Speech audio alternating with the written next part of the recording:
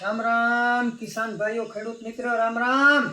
કેમ મજામાં નાગાભાઈ વિહાભાઈ ખેડૂત મિત્રો મજા મજા તક્યો બેઠા ભાઈ હા કાવ વ્યારો પાણી કર્યા વિહાભાઈ વ્યારો પાણી કર્યા આજ ગણેશ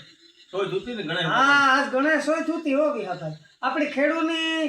ખેડૂ વાર તહેવાર બહુ ઉજવીએ વિહાભાઈ એ ખેડૂના દીકરાની વિહાભાઈ બે પરબ મુશ્કેલી વાળા આવે એમાં ક્યાં આવે ખબર છે તમને મુશ્કેલી વાળા ખેડૂના દીકરાની બે પરબ આવે ક્યાં એક ઉતાહણી એક દિવાળી ઈ કેવી રીતે આવે ઈ તમે કહો કે કેમ હું તમને એની વાત કરા કે આપણી છે ને ઉતાહણી ના ને દિવાળી ના વાયદા બહુ હોય ઉસી ના લીધા હોય નથી ઈ બે પરબ આપણી બહુ ટેન્શન વાળા આવે ઈ કે વાયદો દી તોય નહીં કે નાગાભાઈ કે વિહાભાઈ કે મેરામણભાઈ હું તમને દિવાળીને પડી આપે જાય કોક તો ઈ પકે અરે દિવાળીને પડી આપે જાય રામ રામ કરે જાય 20,000 રૂપિયા તેગો આપે જાય હાથતા ઉસીના આપણા અહીં વાયદામાં બે પરબ ટેન્શન વાળા આવે બાકી બીજા બધા પરબ છે ને એવી મજા આવે જો આજ ગણેશ હોય થૂતી ને તો આપણો ખેડૂત દીકરો ગણેશને બહુ માને ને ખેડૂત દીકરો અને કોઈ હલબાઈ આવે તો ઈ કે ઉછલે કાઢે ગણેશનું નામ ન લેવાય તો ભાઈ જો ફકો ઈ પોકે હો ઈ હોય તે હિમિત ખેડૂતના દીકરામાં ઈ કે ઉછલે કાઢે ગણેશનું નામ ન લેવાય ઈ ઉછલે કો કાઢો પછી પૂરું એટલે ગણેશ બાપાનો આ તહેવાર હતો કે લાડવા ખાતા હાઈકલા ગણપતિ બાપે તા ખાતા હોય કે ન ખાતા હોય ધરવા તો ગતો હું તો હું કા કઈ ગણપતિ બાપા છું ભંડારી કરવા તારે નાખી દીધું હોય કદાચ લાડવામાં તો ગયા ગણપતિ બાપુ નોય ખાતા હોય હું તો ગણપતિ બાપા ભલું કહી દઉં અમે કઈ રીતે હપકાવી ત્રણ હપકાવ્યા નહીં લાડવા ખાતા ત્રણ કાલે પાછા ખેડૂત મિત્રો કાલે પાછી આપણી મોટામાં મોટો આપણો તહેવાર આવે રક પાછી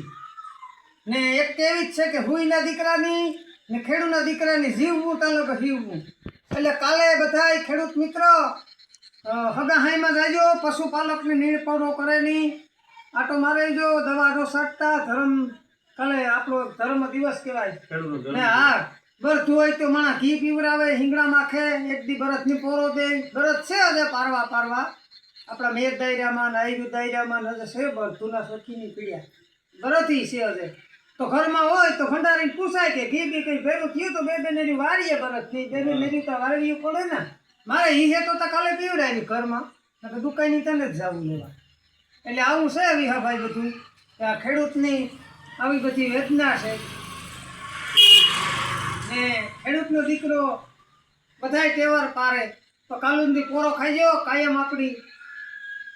આનંદ કરીએ તો કાલુંદી પોરો ખાઈએ દવા બવા ન સાટવી હાથી તો ન કાંઈ ચાલે ટ્રેક્ટરનું ન કાંઈ બરતનું ન કાંઈ કે દવાય ન સટાય આપણે ખેડૂત દીકરાને ક્યાં ગંગાજી જવાની જરૂર છે એ તો જાય મોજશોખ કરાય જવાય ના હું કહીને જવાય ગંગાજી પર જવાય પણ આપણી બધું ભગવાન આપણા હાથો બંધાણો છે એક રખ રીજો ને એ બરતનું તો કંઈક મોટું વર્ણન છે પણ વટાણા કંઈ મગજમાં ને નકતાકડી કરો બરતજી રેખ માગી ને આ તે બે વાતો કરો હા ભાઈ આવું છે બધું ખેડૂતનો દીકરા બતાવીને વાલા જ હોય ને બરાબર બધું ખેડૂતનું ખેડૂતની કઠણાઈ છે ખેડૂતની કઠણાઈ તો છે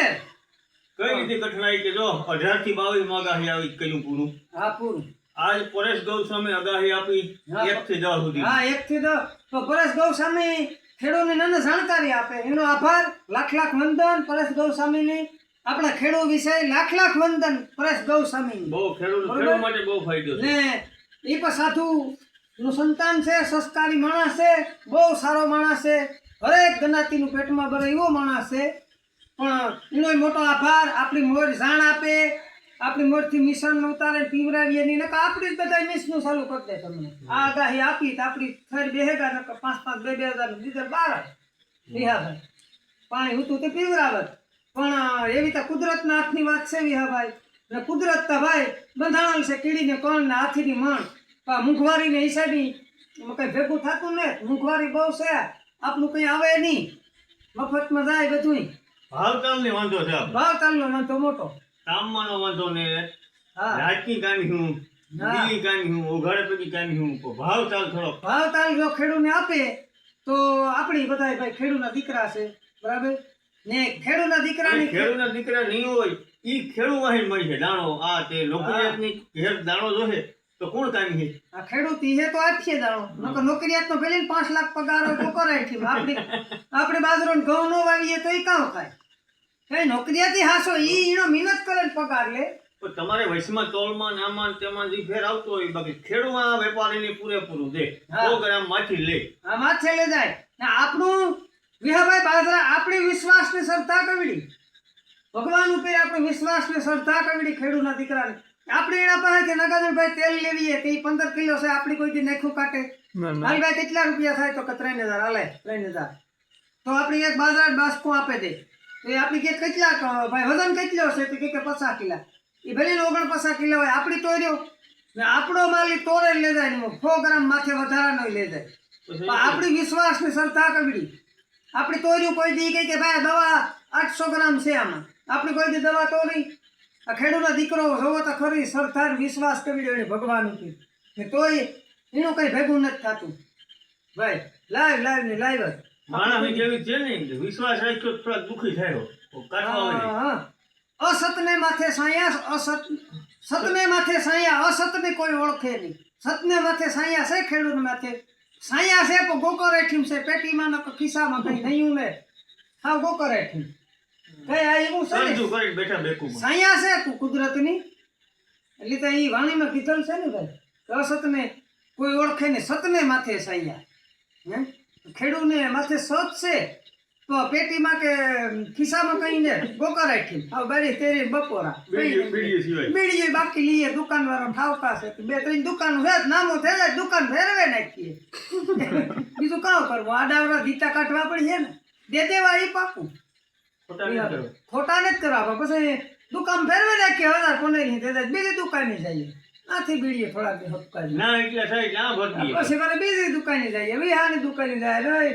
વાહ જઈએ ઓલી દુકાને ના એવું છે બીજા ભાઈ તો પછી કહું કે આપણા માટે કોથળા નથી ભરવા અમારે કઈ. હા આપણી કઈ જો આમાં એવું છે ખેડૂત મિત્રો ખેડૂતની વેદના છે ખેડૂતનો દીકરો છે અને ખેડૂતનો દીકરો હું છે બતાય છે